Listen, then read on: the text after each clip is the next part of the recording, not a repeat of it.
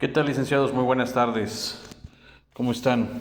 Bueno, eh, vamos a continuar con las clases, licenciados. Les ofrezco una disculpa de la clase pasada que no pudimos estar en línea por cuestiones fortuitas, pero ya estamos, bueno, ya nos falta poco para terminar la materia. Les comento, licenciados, las tareas tienen que irlas subiendo, ya ven que trae cierto límite de tiempo para subirlas y así que hay que subirlas, ¿no? Dudas, ya saben, nos pueden mandar un mensajito y su servidor les contesta. El día de hoy vamos a hablar acerca del concepto de Estado dentro del derecho internacional. ¿Sí? El derecho internacional requiere de un concepto de Estado propio que sea parte de las particularidades del respectivo derecho constitucional. Cuando la Corte Constitucional Federal designa a los estados federales como estados con poder soberano, esto solo es de interés para la perspectiva constitucional interna de la República Federal Alemana. Hablamos de una cuestión de la URSS en aquel tiempo, ¿no? No nos olvidemos que las organizaciones, tanto de las Naciones Unidas, sirven para evitar roces con otros estados, ¿ya? Ahorita tenemos un detalle, no sé si han visto las noticias, tenemos un detalle con nuestro vecino país del norte sobre la cuestión de migración que está deportando, sobre que quiere imponer más que nada el presidente de los Estados Unidos quiere imponer algo sobre el país de México, ¿no? Por ejemplo, uno de esos es le vamos a cambiar el nombre del Golfo de México al Golfo de América. ¿En qué cabeza cabe? Pero en fin, asimismo sobre ¿qué les puedo decir? Sobre los cárteles mexicanos que comienza y dice, bueno, los vamos a tomar como terroristas. Y esto afectaría bastante a nuestro estado, a nuestra República Mexicana. ¿Por qué? Porque en ese momento, si nuestro presidente de México no da, no supervisa bien esa parte, Estados Unidos puede invadirnos, puede tener injerencia acá a nuestro país sin darnos cuenta. ¿Por qué? Porque el único motivo es decir, bueno, yo persigo a terroristas. Y en México hay terroristas. ¿Y quiénes son los terroristas? Pues los cárteles, ¿no?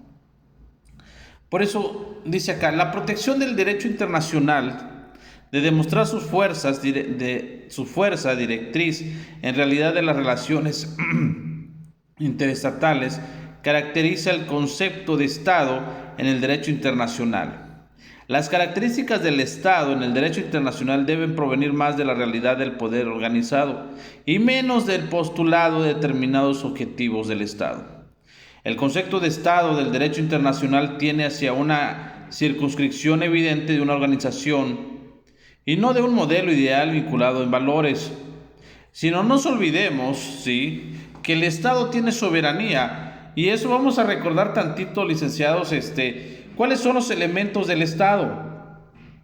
Los elementos del Estado dijimos que son territorio, población y soberanía, ¿no? Cuando decimos soberanía es el poder que tiene el Estado, es soberano, ¿sí? Y no puede interferir otro país sobre las decisiones que tiene que interponer, ¿no? Dice, al mismo tiempo, la heterogeneidad del mundo de los estados obliga a un concepto de Estado amplio. Estos requisitos los cumple satisfactoriamente la doctrina de los tres elementos, de acuerdo a George Helling. De acuerdo con esta, el Estado presupone como unidad jurídica determinada un territorio, un pueblo y un poder estatal. ¿Qué es lo que acabamos de hablar ahorita acerca de los poderes del Estado, no? O sea, el Estado tiene una zona geográfica, una delimitante, ¿sí? Ese es uno de los elementos del Estado, una delimitante, una zona geográfica, ¿ya? Ahora bien, ya tenemos esa delimitante, esa zona geográfica. Pero para que siga siendo Estado, no solo basta el territorio, sino que tiene que estar poblado, tiene que haber una población. ¿Ah? Y cuando tengamos esa población, ¿sí?, ahora debemos de tener, ¿qué cosa? Una soberanía, una forma de gobierno, ¿sí? Y nuestro Estado, licenciados, tiene una soberanía, ¿no? Y tiene una forma de gobierno. Esa soberanía se divide en los tres poderes del Estado. Y eso ya lo saben, cuáles son los tres poderes del Estado. ¿Sí? ¿Cuáles son esos tres poderes del Estado, licenciados? El poder ejecutivo, legislativo y judicial. ¿Estamos de acuerdo? Ok. Y esto nos da a entender que cada Estado es independiente y que las organizaciones como las Naciones Unidas son los que van a velar de que cada Estado, ¿sí?, no invada el territorio de otro y que las fricciones políticas que se presenten sean estables, que no genere fricción para que no se desate una guerra. Esa es la labor de la Organización de las Naciones Unidas. La generalidad de esa definición siempre ha sido objeto de críticas, por ejemplo, porque no puede aclarar la naturaleza del Estado como una unidad en movimiento. Sin embargo, la simpleza de la doctrina de los tres elementos, de acuerdo a Jelinek, constituye decisivamente una ventaja en el mundo de estados heterogéneos, sometidos a constantes cambios. Sí, y yo comparto la opinión, porque el Estado es cambiante. El Estado es cambiante.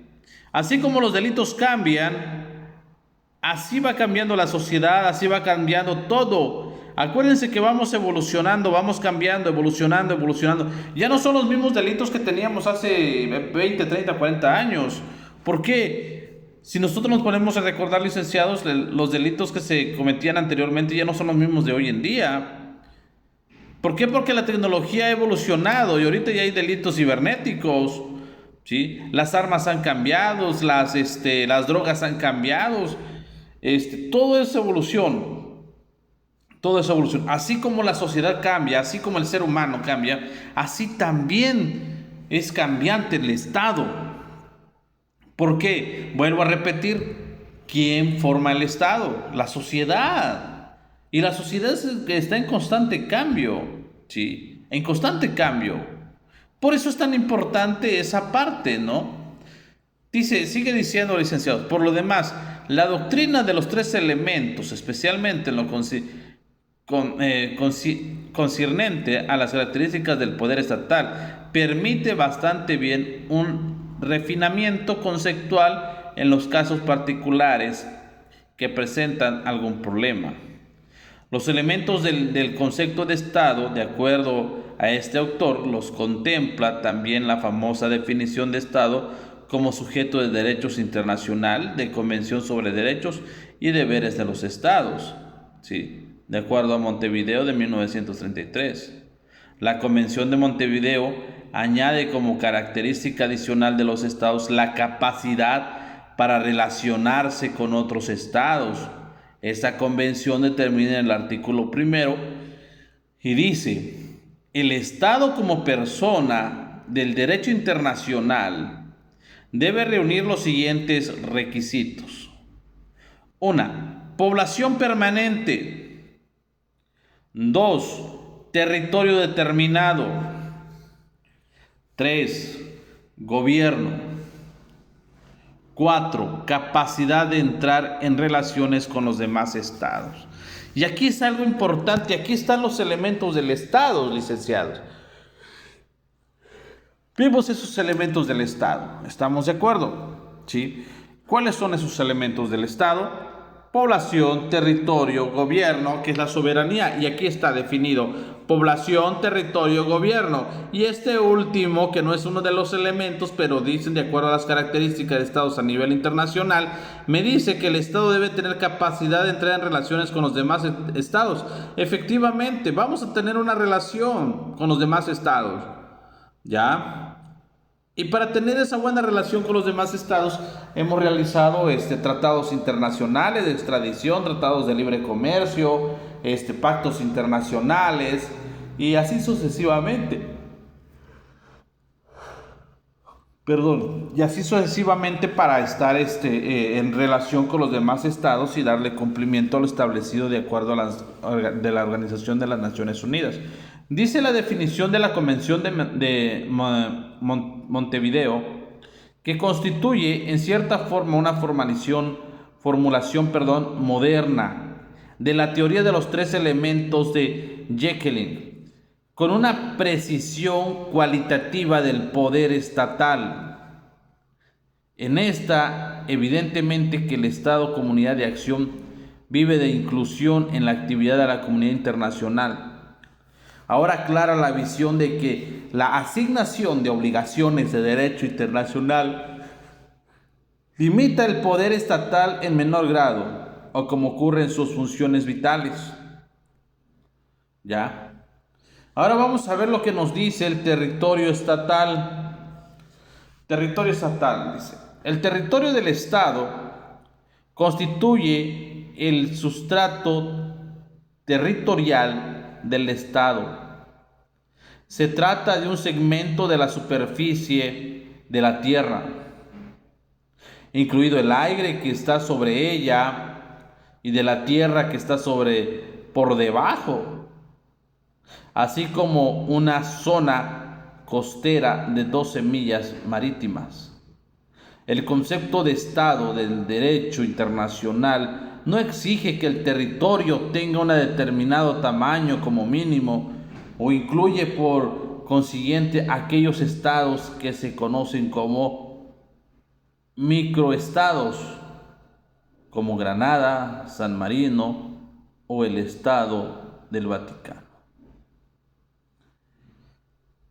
En el curioso caso, el Tribunal Administrativo de Colonia decidió que una antigua base de defensa antiaérea en el Mar del Norte no reunía las características para ser considerada como un territorio estatal, ya que carecía de la parte fija de la superficie de la tierra. Entonces, y eso lo hemos visto, lo hemos platicado sobre estos elementos del Estado. Encontramos entonces que el territorio estatal es una zona geográfica, ¿no? El territorio es una zona geográfica, es el espacio, es un pedazo de tierra que debe de estar conformado. ¿Estamos de acuerdo? Ok. Ahora vamos con la cuestión de población estatal. ¿Qué es la población estatal? Sí. Y esto ya lo hemos visto, vuelvo a repetir, licenciados, estamos hablando acerca de los elementos del Estado. Población estatal.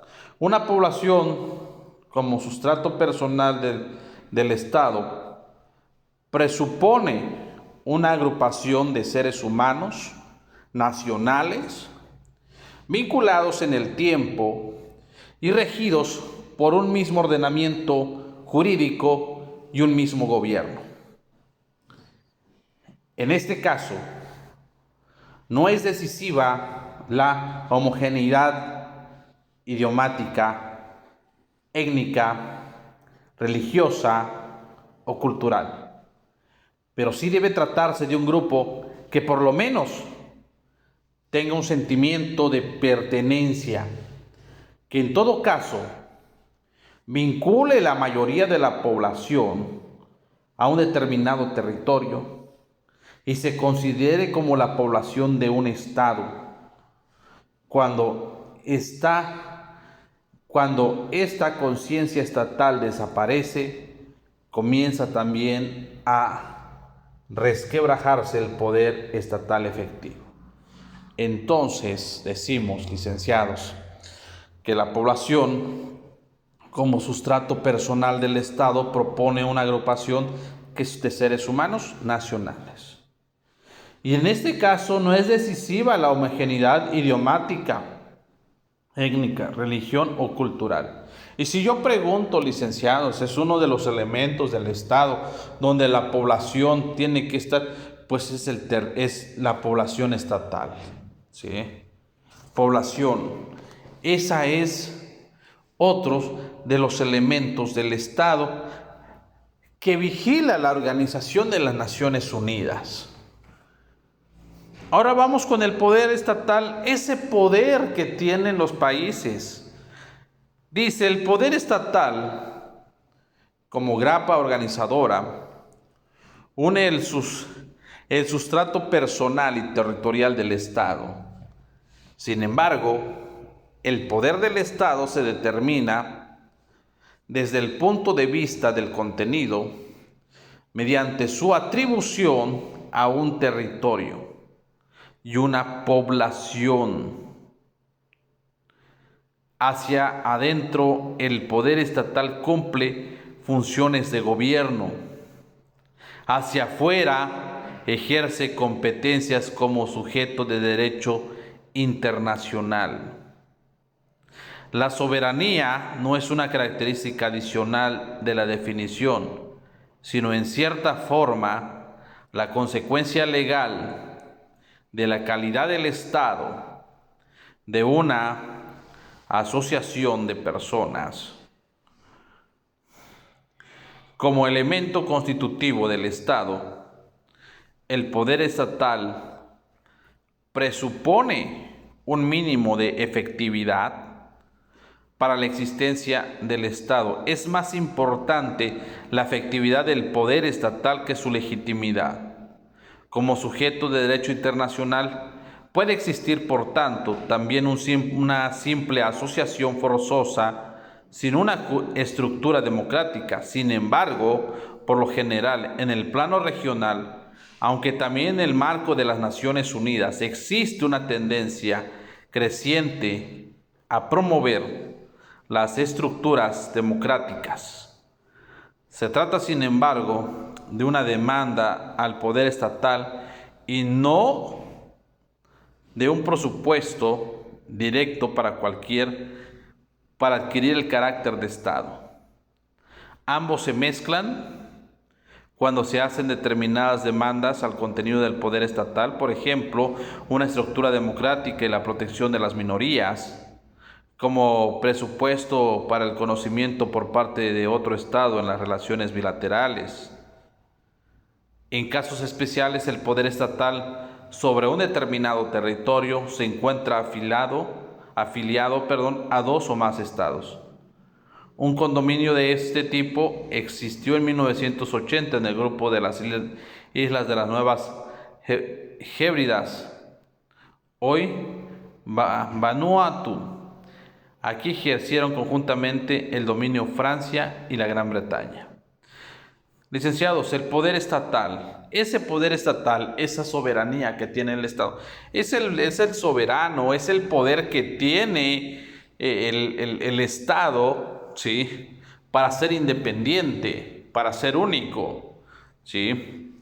Ese poder que tiene el Estado, repito, es el poder que lo hace ser independiente de otros estados. Es el poder que tiene para solucionar sus propios problemas. Es el poder que tiene el Estado para estar, ¿sí?, para tener y estar firmes ante una situación que se presente. ¿Ya? Por eso dice, el poder estatal, como grapa organizadora, une el sustrato personal y territorial del Estado. Así es, en el ámbito territorial y en el ámbito personal del Estado. Territorio y población. Porque si no existieran estas cosas, no existiera el Estado. Por ejemplo, yo puedo tener un pedazo de tierra, una zona geográfica, pero si yo no tengo población, ¿tendría poder? Pues no tengo poder. Si yo tengo territorio y tengo poder y no tengo población, pues de nada me sirve. Ya. No sé si queda entendido esta parte de acá, licenciados. Bueno, continuamos. El reconocimiento. Es importante que el Estado tenga reconocimiento. En el caso del reconocimiento, se trata de un negocio jurídico unilateral, en el cual un Estado certifica que para él existe una determinada situación jurídica. El reconocimiento de una situación que se ha configurado en el contexto del derecho internacional incluye la disponibilidad de aceptar las consecuencias que de ella resultan. El significado de un reconocimiento reside en la actualidad, ante todo, en la aclaración de las situaciones jurídicas dudosas entre los sujetos de derecho internacional participantes. Esto es el vínculo especialmente para el reconocimiento de los estados. Por eso el reconocimiento es una situación que se ha configurado en el contexto de derecho internacional. Incluye la posibilidad de aceptar las consecuencias que de ella resulten. Tenemos el reconocimiento efectivamente, y por ende, si yo estoy bajo un contrato a nivel internacional, debo de dar cumplimiento. Si yo firmé un tratado internacional, tengo ese reconocimiento dentro de ese tratado internacional y tengo que cumplir el tratado internacional. ¿Por qué? Porque tengo reconocimiento de ese tratado. No sé si me explico, licenciados. Reconocimiento. Cuanto más difícil sea la valoración de un territorio como Estado y cuanto más fuertes sean las exigencias sobre su calidad de Estado, mayor será el significado del reconocimiento como Estado por parte de la comunidad. Esto se observa, por ejemplo, en la continua lucha de las entonces repúblicas democrática alemana. No sé si ustedes recuerdan, sobre la OTAN y la Organización de las Naciones Unidas de la Segunda Guerra Mundial. Denme un segundo, licenciados. La foto de Rondín, ¿se lo manda usted o lo mando el licenciado? Allá, sí, pues sopas. Todo tranquilo. Sí, excelente. Perdón, licenciados. De las organizaciones de las Naciones Unidas se hizo la OTAN sobre la Segunda Guerra Mundial para evitar los conflictos, y hubo un reconocimiento de estos estados. O sea, si nosotros hacemos una sociedad o algo, se tiene que ser reconocido por los demás estados que lo conforman. ¿Ya? Explico. De acuerdo con una opinión sostenida ante todo en las antiguas doctrinas del derecho internacional, el reconocimiento, que es por mayorías, de un territorio como Estado, tiene efecto constitutivo, pero es también un presupuesto necesario para la existencia de un Estado como sujeto de derecho internacional. Sin embargo, se ha impuesto la opinión contraria del efecto declaratorio del reconocimiento.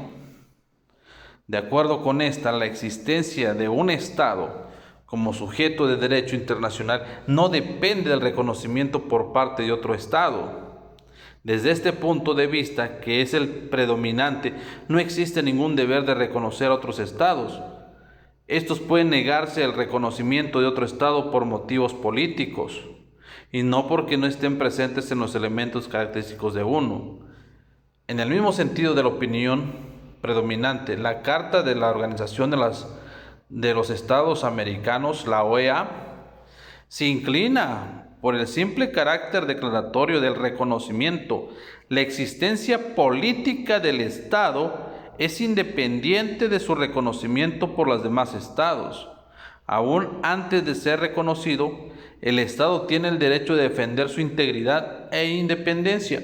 Lo que yo les comentaba, ¿no? Cada Estado tiene poder. Pero aquí en esta parte, si pertenecemos a una organización, un tratado de libre comercio, un tratado internacional, o pertenecemos a la Organización de los Estados de América, la OEA, sí, también debemos de ser reconocidos, no así como lo dice acá el texto, pero entendemos que somos independientes, pero si tenemos y pertenecemos a una organización, la misma organización nos tiene que reconocer, ¿sí? ¿Somos independientes? Sí, sí somos independientes, pero la misma organización que el Estado depende tiene que ser reconocido, ¿ya? No sé si me explico. El reconocimiento de un Estado puede llevarse a cabo en una forma expresa o concluyente, por ejemplo, mediante la aceptación de relaciones diplomáticas o con la celebración de un tratado de derecho internacional. Cuando una entidad es aceptada como miembro de una organización internacional, esto no implica necesariamente el reconocimiento como Estado por parte de todos. Sin embargo, si se trata de la admisión de las Naciones Unidas, por recomendación del Consejo de Seguridad y de conformidad de una decisión de la Asamblea General de conformidad con los artículos 4, 2 de la Carta de la Organización de las Naciones Unidas, es necesario que el Estado sea reconocido. ¿Sí? Ejemplo, vuelvo a esto, licenciados. Si el Estado está en una organización, tiene que ser reconocida por su misma organización. Esto no quiere decir que otro Estado yo no te voy a reconocer. Eso no me interesa si no me reconocen. ¿Por qué? Porque yo tengo identidad jurídica, yo tengo propiedad jurídica, yo soy una persona moral, ¿sí? ¿Por qué? Porque tengo los requisitos que un Estado debe de tener, ¿ya? Tengo esos requisitos. ¿Y cuáles son esos requisitos? Tengo territorio, tengo población, tengo soberanía. ¿Estamos? Y por eso es tan importante que los estados sean reconocidos. Ok. Ahora vamos con reconocimiento de los gobiernos. Y dice así: el reconocimiento de los gobiernos se relaciona con la aspiración de estos a representar el Estado reconocido.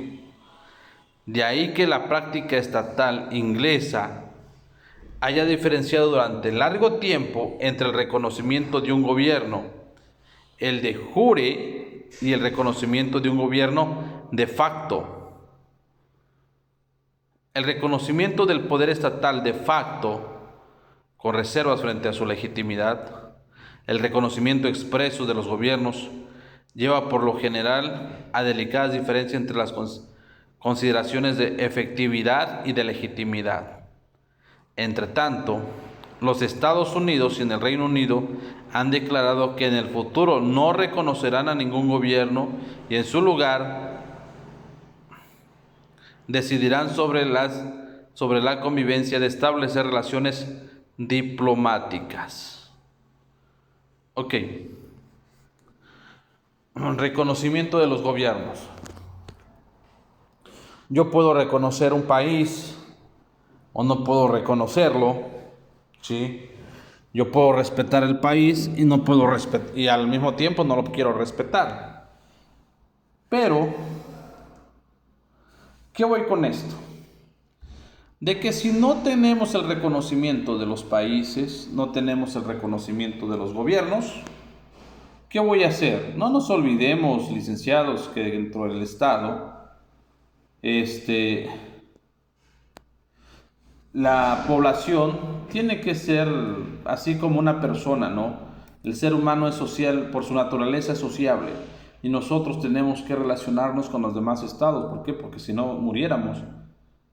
No nos olvidemos desde la antigüedad de que se hacían actos de comercio y todo eso. ¿Por qué? Porque lo que yo tengo no lo tiene otro país, y así es como se realiza la subsistencia y la supervivencia con la relación de otras personas, de la relación de otros estados.